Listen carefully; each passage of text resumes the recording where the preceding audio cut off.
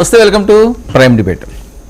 కూటమి రెండేళ్ల పాలనలో చాలా దారుణాలు చేశారు, అప్పుల పాలు చేశారని వైసీపీ అంటుంటే అద్భుతంగా చేసామని చెప్పి వాళ్ళు అంటున్నారు. సరే, ఈ చర్చ ఎలా నడుస్తుంటుంది? ఏడాదికి 2 సంవత్సరాలకి 3 ఏళ్ళు అయింది, 2 ఏళ్ళు అయింది, 1 ఏడాది అయిందని రెగ్యులర్గా మనం మాట్లాడుకుంటూనే ఉంటాం. కానీ ఇక్కడ అంశం ఏంటంటే గత 2 రోజుల నుంచి కూడా పెద్ద ఎత్తున జరుగుతున్న చర్చ లిక్కర్ కేసుకు సంబంధించి.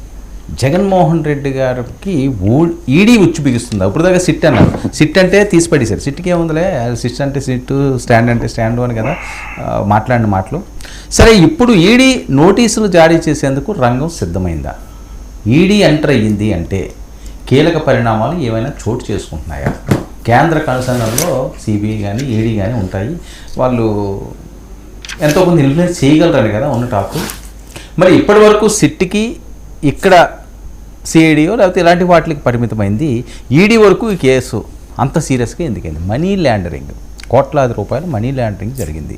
వివిధ రాష్ట్రాల్లో కూడా దీనికి సంబంధించిన మూలాలన్నీ కూడా దొరికినాయి అని ఈ అంశం ఇలా ఉంటే ఇన్ని 350 పేజీల షార్ట్ షీట్ రెడీ చేశారటండి. అందులో జగన్మోహన్ రెడ్డి గారు కూడా కీలకంగా ఈ లింకులన్నీ కూడా జగన్మోహన్ రెడ్డి వారి వైపే వెళ్తున్నాయి. ఇది జరుగుతున్న చర్చ.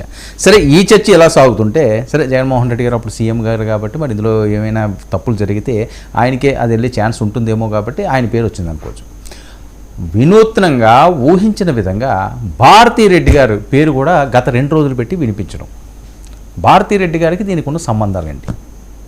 భారతీయ సిమెంట్కి సంబంధించి కీలకమైన వ్యక్తిని వీళ్ళు విచారించడం ఇవన్నీ కూడా మనం చూసాం. మరి ఇలాంటి టైంలో ఆ లింకులన్నీ కూడా భారతీరెడ్డి దానికి వెళ్ళినాయి అని చెప్పి అదొక కథనం నడుస్తుంది. సో వీటన్నిటి పర్యవసానాలు రానున్న రోజుల్లో ఎలాంటి పరిణామాలు చోటు చేసుకుంటాయి? ఎందుకంటే లిక్కర్ కేసు అనేసరికల్లా మనకు టక్కున గుర్తొచ్చేది కేజ్రీవాల్, కవిత. వాళ్ళు కూడా ఇవే ఈడీలు, సిబిఐలు. రాష్ట్రాలు పట్టించుకోలేదు, వాడిని రాష్ట్ర జోలికి రాలేదు వాళ్ళు.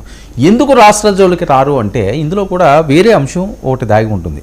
ఈరోజు తెలంగాణ ప్రభుత్వం కానీ కేసులు పెట్టి కేసీఆర్ గారినో, కేటీఆర్ గారినో, లేకపోతే ఇంకొకరినో అరెస్టులు చేస్తే అవతల వాళ్ళని ఎత్తి పాలు పోసినట్టే ఇక్కడ ఉన్న సెంటిమెంట్లు. అరే ఇది వచ్చాడు చూడరా, చేసాడు, అరెస్ట్ చేశాడు, కక్ష సాధింపు చర్యలు చేశారు, ఏమీ లేని దాన్ని ఇలా చేశారు అని చెప్పి ఒక సింపతి క్రియేట్ అవుతుంది. సో ఆ ఛాన్స్ ఇవ్వలేదు వీళ్ళకి. ఎందుకంటే అంతా ఢిల్లీ లింకులు మనం చూసాం. కవిత గారిని ఆవిడని అరెస్ట్ చేసిన నేపథ్యం అవనివ్వండి, కేజ్రీవాల్ సీఎంని అరెస్ట్ చేసిన నేపథ్యం అవనివ్వండి. సో అది రాష్ట్ర ప్రభుత్వాల మీద పెద్దగా ఎఫెక్ట్ పడదు ఖచ్చితంగా, అది ఏ రాష్ట్రంలో అయినప్పటికీ కూడా. చంద్రబాబు నాయుడు గారి అంశం ఏంటి? సిబిఐలు, ఈడీలు ఆయన అరెస్ట్ చేయలేదు. ఇక్కడ రాష్ట్ర ప్రభుత్వం అంశంలో పరిధిలో ఉన్న అంశం అది. సో అది ఏమైంది? ఒక్కసారిగా ఆయన ఎక్కడికో తీసుకెళ్ళి కూర్చోబెట్టింది. విపరీతమైన సింపతి అయింది. అది జగన్మోహన్ రెడ్డి గారు ఓడిపోవడానికి ప్రధాన కారణంలో అదొక ముఖ్యమైన కారణం. చంద్రబాబు నాయుడు గారు అరెస్ట్ అన్నది ఖచ్చితంగా వైఎస్ఆర్సీపీ వాళ్ళ గొయ్యి వాళ్ళే తవ్వుకున్నట్టు అయ్యిందా అనే ప్రచారాలు కూడా పెద్ద ఎత్తున సాగినాయి. సో ఇప్పుడు జగన్మోహన్ రెడ్డి గారిని రాష్ట్ర ప్రభుత్వానికి సంబంధించి, సిట్లకి సంబంధించో, సిఐడికి సంబంధించో ఇక్కడున్న వాళ్ళు ఏదో ఇన్వెస్టిగేషన్ చేసి ఆయన్ని అరెస్ట్ చేసినా, ఆయన ఇబ్బంది కలిగించే అంశాల్లో ఆయన ఏమైనా ఇన్వాల్వ్ చేసినా ఖచ్చితంగా మళ్ళీ సింపతి క్రియేట్ అవుతుంది. సో ఆ ఛాన్స్ ఎట్టి పరిస్థితుల్లోనే ఇవ్వకూడదు అని ఆలోచన చేసి 2 సంవత్సరాల టైం తీసుకుని పూర్తి స్థాయిలో దీని లింకులన్నీ కూడా లాగేరా. ఎందుకంటే 350 పేజీల ఛార్జ్ షీట్ రెడీ అయ్యింది అంటే, ఈడీ ఎంటర్ అయ్యింది అంటే ఇన్ని సంవత్సరాల తర్వాత, 2 సంవత్సరాల తర్వాత, అంటే 24 నెలల తర్వాత ఈడీ వచ్చింది అంటే అర్థం ఏంటి? కేంద్రం కూడా దీనికి గ్రీన్ సిగ్నల్ ఇచ్చిందా? ఎందుకంటే ఇప్పటి వరకు కూడా ఎట్టి పరిస్థితులు ఆయన చెయ్యరు, నరేంద్ర మోదీ గారికి 2 కళ్ళు వీళ్ళిద్దరూ అని కదా జరిగిన టాకు. మరి ఇప్పుడున్న పరిస్థితుల్లో పవన్ కళ్యాణ్ గారు ఆయనకు బాగా దగ్గరయ్యారు, లోకేష్ గారు కూడా దగ్గరయ్యారు, చంద్రబాబు నాయుడు గారు కూడా ఆయనతో మంచిగా ఉంటున్నారు. సో కూటమి సక్సెస్ఫుల్గా నడుస్తుంది ఒక మంచి మెజారిటీతో. సో ఇది 15 సంవత్సరాలు ఉండాలని చెప్పి కోరుకుంటున్నారు. మరి ఇలాంటి పరిస్థితుల్లో అపోజిషన్ అయిన జగన్మోహన్ రెడ్డి గారిని రాష్ట్ర ప్రభుత్వం ద్వారా ఏదైనా ఇబ్బంది పెడితే అది ప్రభుత్వానికి ఇబ్బంది పడే అవకాశం ఉంటుంది. ఖచ్చితంగా ఆయన సింపతి క్రియేట్ అవుతుంది ఇక్కడున్న మైండ్ సెట్లను బట్టి. సో ఆ ఛాన్స్ ఇవ్వకుండా కవిత గారినో, కేజ్రీవాల్ గారిని ఎలాగైందో ఆ రకంగానే ఈడీ ద్వారా తీసుకొచ్చి మరి ఆయన అరెస్ట్ చేయబోతున్నారా?